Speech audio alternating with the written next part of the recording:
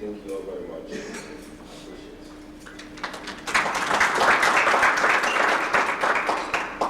For the next category of award, the Legacy Award, we have 2 nominees.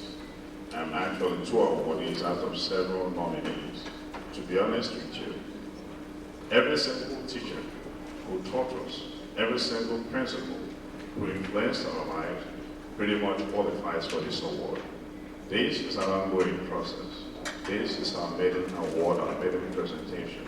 And we know that as time goes on, and future years, eventually we will recognize everybody. And like I said before, the only way we can thank these people enough is to live out what they taught us. The first awardee for the Legacy Award is late E.H. Anopoime. And to receive it for the entire Anopoime clan is Engineer Ejikian Baroko. The Anopoimes couldn't make it from LA because of pre-scheduled arrangement that they had.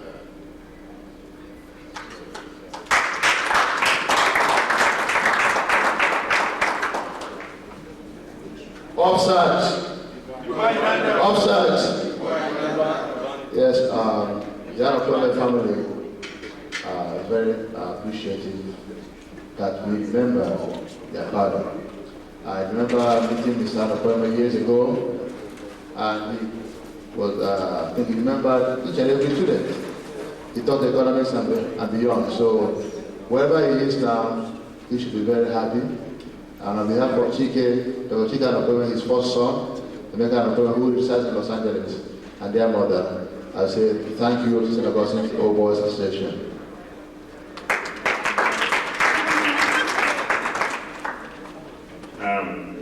The second awardee for the Legacy Award, also unfortunately late, so this is a posthumous award.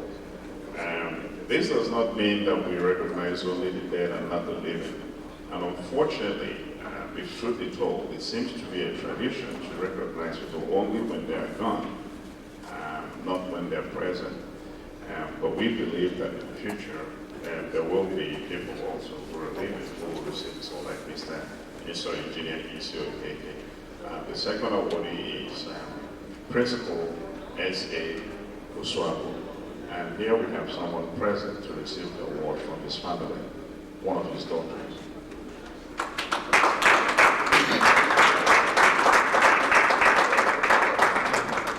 And to receive this award is Chioma Okunedo Ni Uswabu.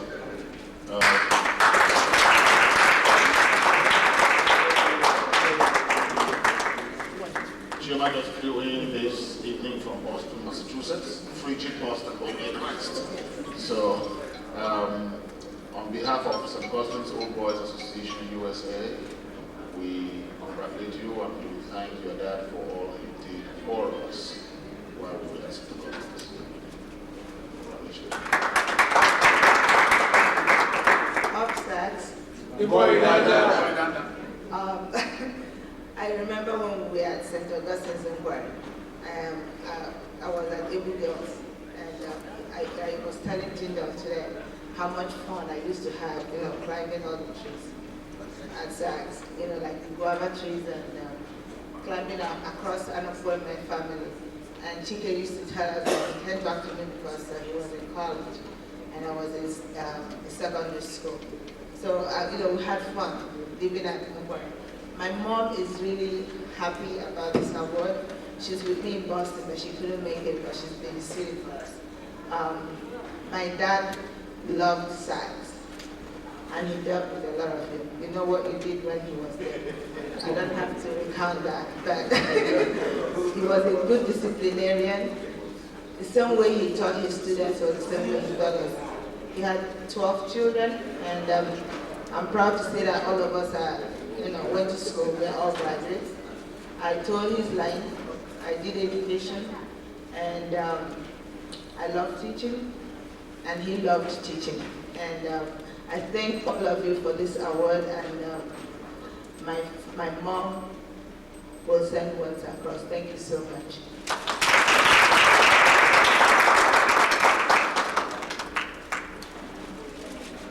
And on behalf of St. Augustine's Old Boys Association USA, I thank the awards committee, my friend and classmate and roommate and everything was pretty much in charge of that subcommittee, and boy, they really did a fabulous job. Thank you, folks.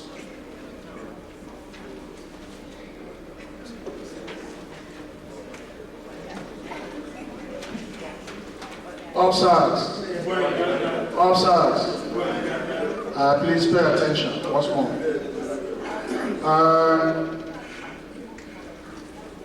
So many ants labor. Time out.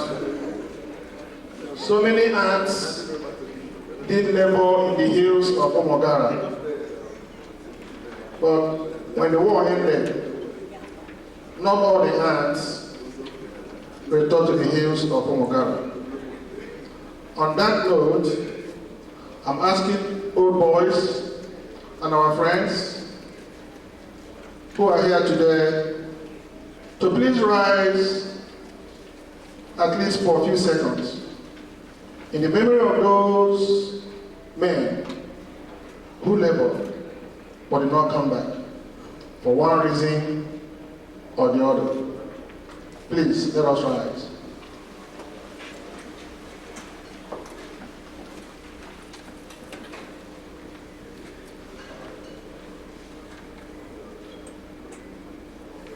May their souls rest in peace. Please get seated. We are now on the last stage of this gathering. I don't know who said this, but it makes meaning to me. If not us, who? And if not now, when?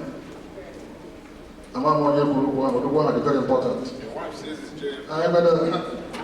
The Republican.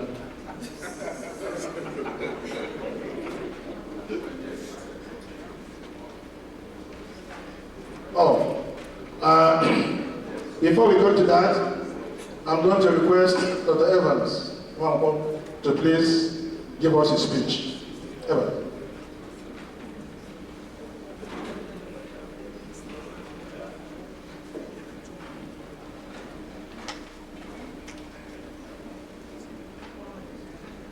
Ladies and gentlemen, I have this distinct privilege of introducing our keynote speaker in a particular way. She's the keynote speaker and he's our chief launcher. Right there he wears many tabs. I've anticipated this evening for many, many months. And like many of you, we all recognize the urgency of now to bring St. Augustine's back to its old glory. So this evening, we have the very distinct privilege of hearing from one of us. He is a building construction engineer. He is the seventh child of 13 children. He is somebody who has risen and now occupies a very distinct position of pride among very few successful people. The reason I want to introduce him this way is to let you know his qualification and why he qualifies to address us this evening. Evans is the CEO of an award-winning construction company in Cincinnati. He's here with his wife, an engineer also, and they both run that company. He's a member of the American Society of Professional Estimators.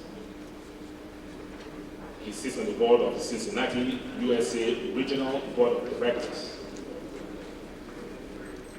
The Cincinnati State Foundation and the Salvation Army of Greater Cincinnati.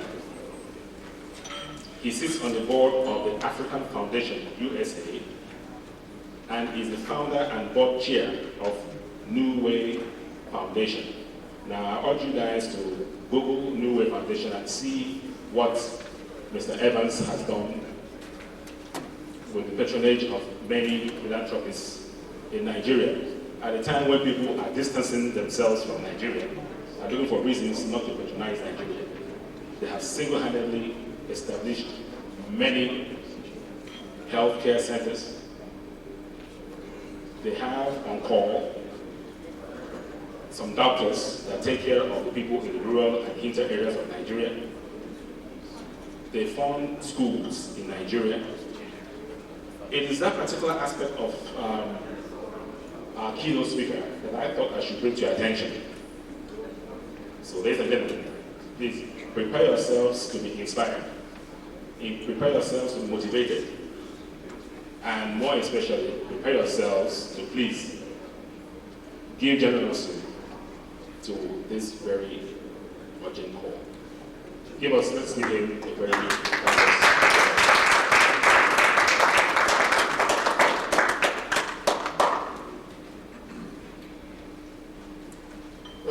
Before I continue with my speech, I must say thank you for that wonderful introduction.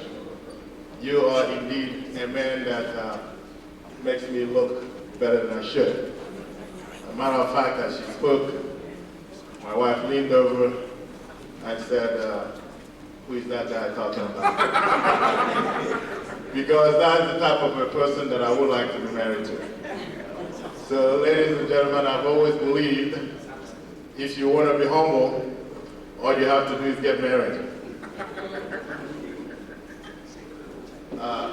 Distinguished guests, friends of Saks, my seniors, it's really indeed a pleasure to be able to speak to you this afternoon and tonight. I feel very honored, and I think you may realize that this particular speech or remark is not going to be long. You know why? Because I'm from a place called Cincinnati, Ohio. We do not party like Houston do. At this time, we are probably catching our second dose of sleep. When Houstonians are just coming in to start the evening. But I will do my best, nonetheless. You know, when I was first approached to handle this matter of keynote speaking, and I was really, really concerned. I was afraid because I learned that our chief Apollo is going to be there. And realizing how much he punishes, I just wondered what it would look like giving this keynote address kneeling down behind the podium. Absolutely.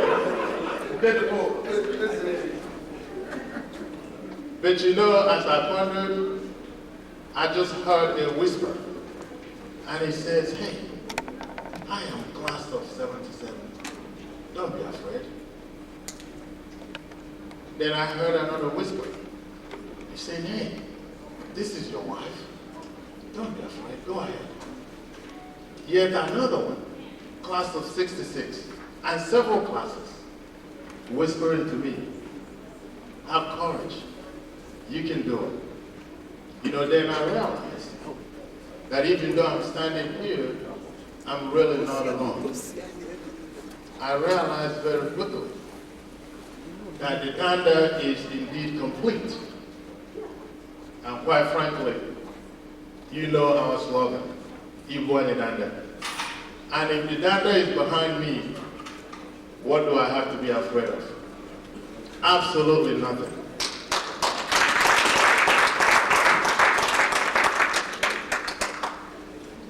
Ladies and gentlemen, we went to not a good institution.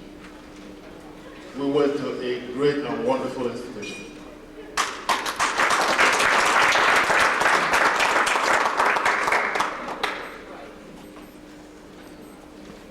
You know, there's what's called the spirit of St. Augustine. Because I couldn't even imagine what will get a man very often, all of a sudden,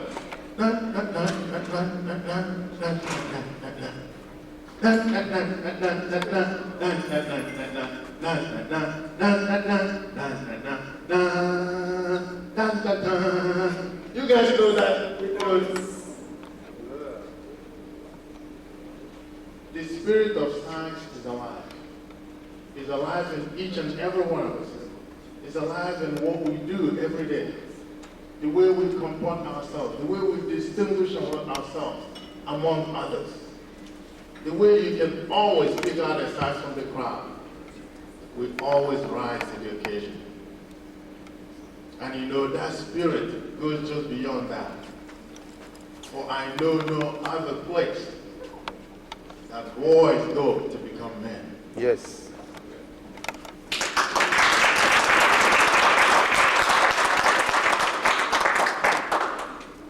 You know, the spirit really lives. And why do I know? Because you know that sometimes the professors will do their job of teaching. But I can still remember, I don't even know the young man's name. Here's a young man that graduated HAC and came back because he has the love for us students to teach us. You know, within 6 months, what I learned from that gentleman was actually more than what I learned over the years from my professors in mathematics. I mean, he broke it down the way that it made sense to me, and I understood it. Why is he doing it? It's what I call the spirit of science. Making sure that every member of that college succeeds. That's what brings him back. You know, each and every one of us have so many stories to tell. I remember a couple of years ago, maybe 3 years ago, I was visiting home. I was at Abuja. And then I had the privilege of going to a restaurant.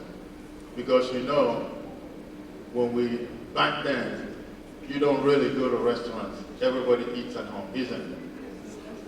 So, but this one occasion, I just happened to come back and my brother's wife was not feeling well.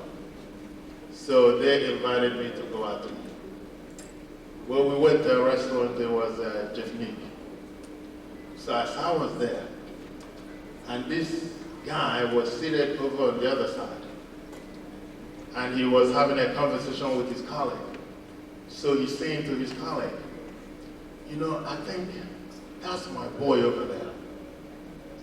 And his colleague said, hey, I thought you said your boy is in the US. And he's saying, yes, I know he's in the US, but that looks like my boy. I mean, he's been close to 35 years.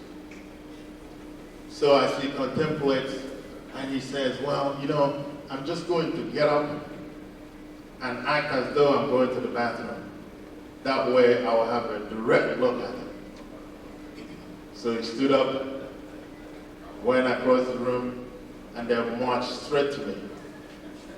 I said, are you past one word? So then I said, well, it depends on who wants to know. So he bellowed again, are you past one word? I said, yes, I am. So he asked if I knew who he was. At that time, I stood up and I said, well, you know, I really don't know who you are. So he said, Sax. As he's saying Sax, then I saw this gap in his teeth. And then I screamed, Abao!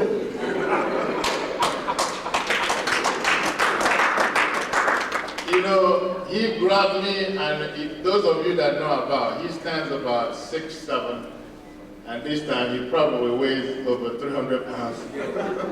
So when he hugged me, my legs were flapping in the air. And I'm not exactly a small person, if you know what I mean. Anyway, after I recovered from the embrace, I could not wait. I called my wife right away. I'm saying this is the best day of my life. So that evening proceeded to go into the next day, and we're having a good time.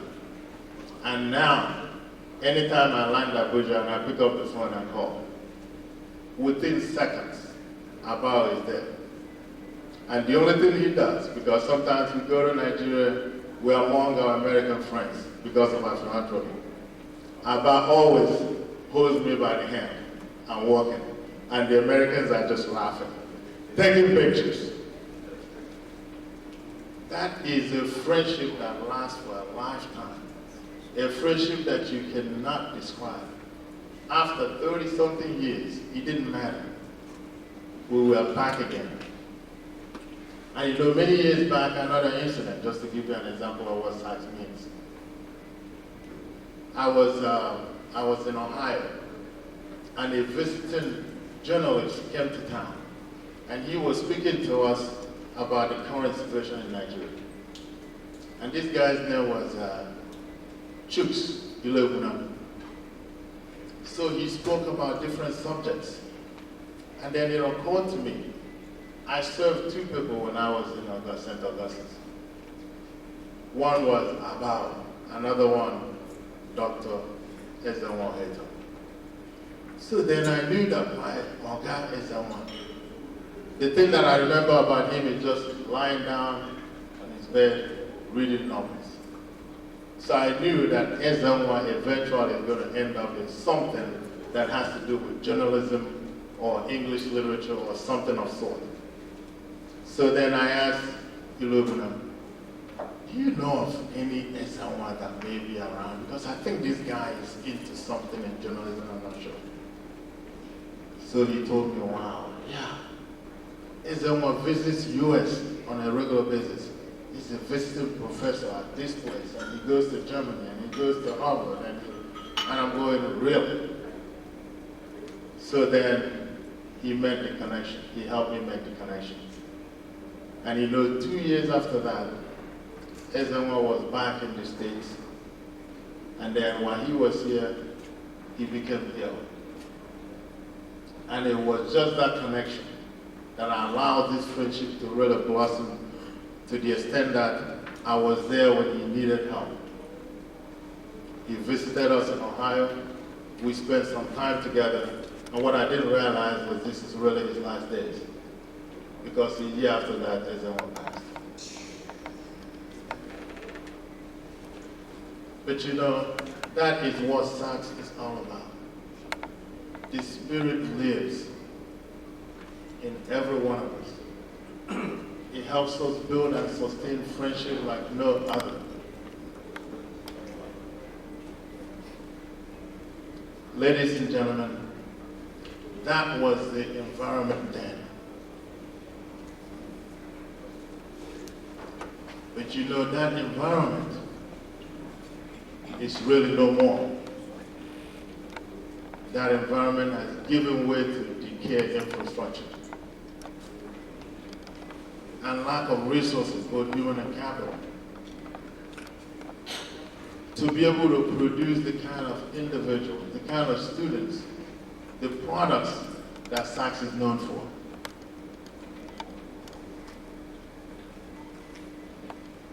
I believe that every generation can only succeed to the extent the previous generation lays the foundation and puts forth a perfect environment for them to thrive. We thrive at SACS, as I've heard so many people testify. Why? Because those that were there before us, they provided that conducive environment for us to thrive.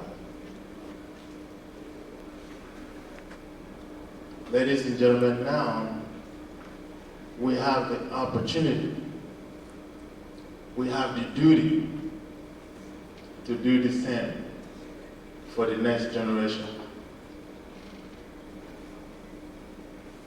To ensure that that legacy does not die during our time, but it goes beyond us. Sax, are we going to let the legacy die? No. The legacy must live on. And we have that responsibility. And I believe we also have the ability to make that happen.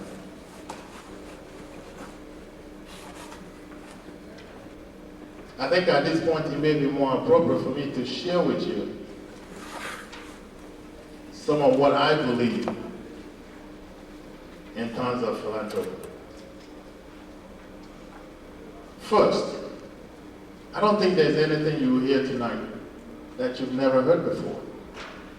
But my hope is that perhaps just the environment or the camaraderie or the days we've shared together would perhaps make my words strike a different chord. A chord that will springboard all of us to action.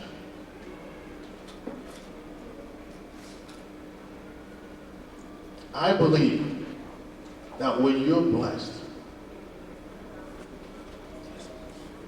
we have the responsibility to be a blessing upon others. You know, those children at Saks that are looking up to us as those who are blessed in their lives, and are looking up to us to become a blessing upon them. Second, I believe that you can never give without receiving. You see, because the Bible promises us the more we give, the more we receive. And ladies and gentlemen, the last I checked, you can never outgive God. Yes. Ladies and gentlemen, you know, you've often heard people say, you can't take it with you. Have you ever heard anybody make such statement? You can't take it with you? Well, ladies and gentlemen, I'm here to tell you that you've been lied to all along. You can't take it with you. As I believe that the only thing that you can take with you are those things you gave away when you're alive.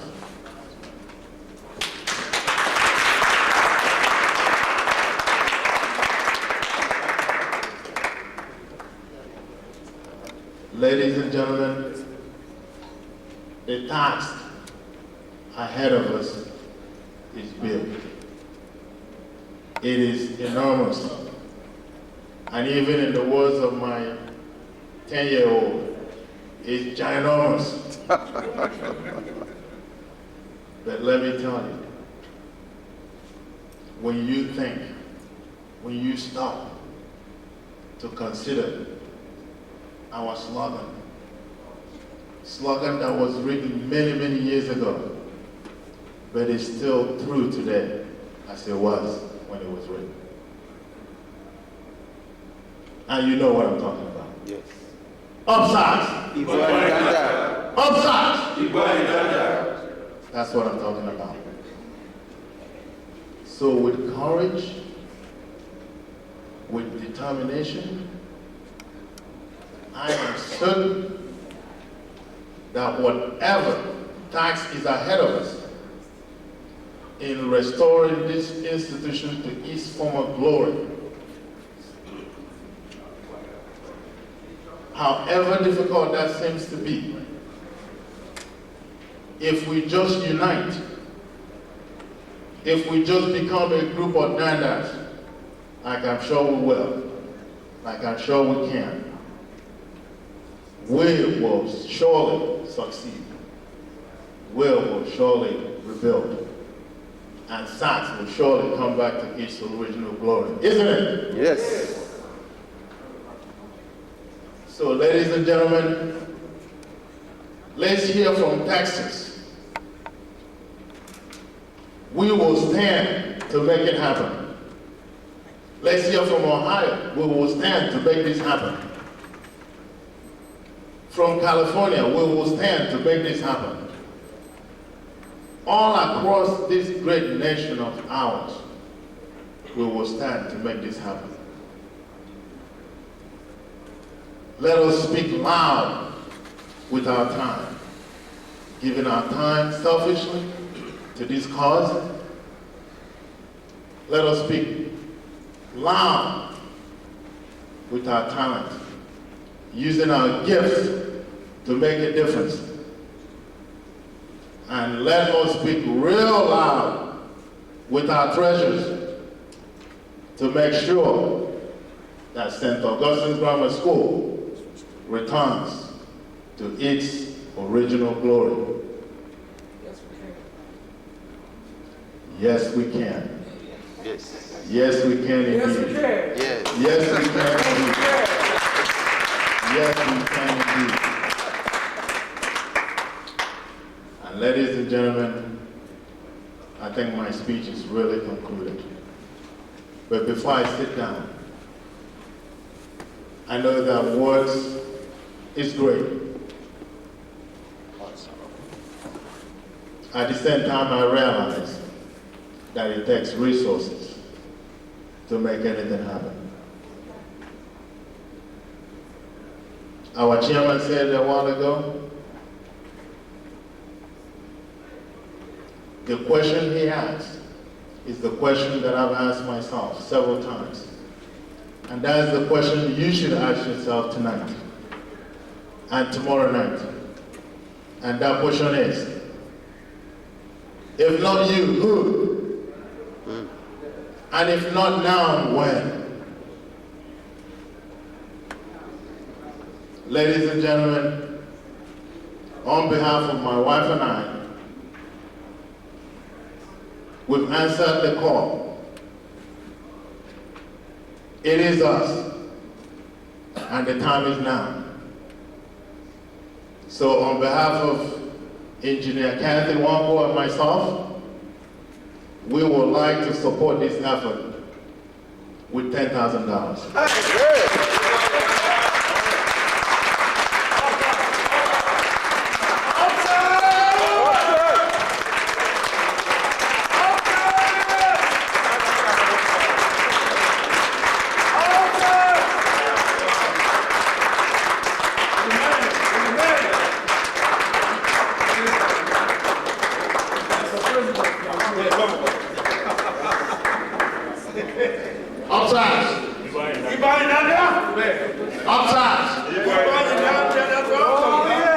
You see how we started? Remember the songs I was singing? I was going. Then the balls. You remember the days of our soccer matches? We used to sing. What's that?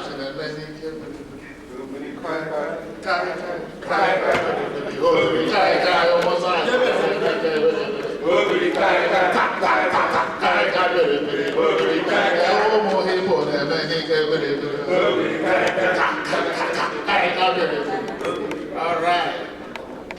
That is the way it goes. For what that school put in us.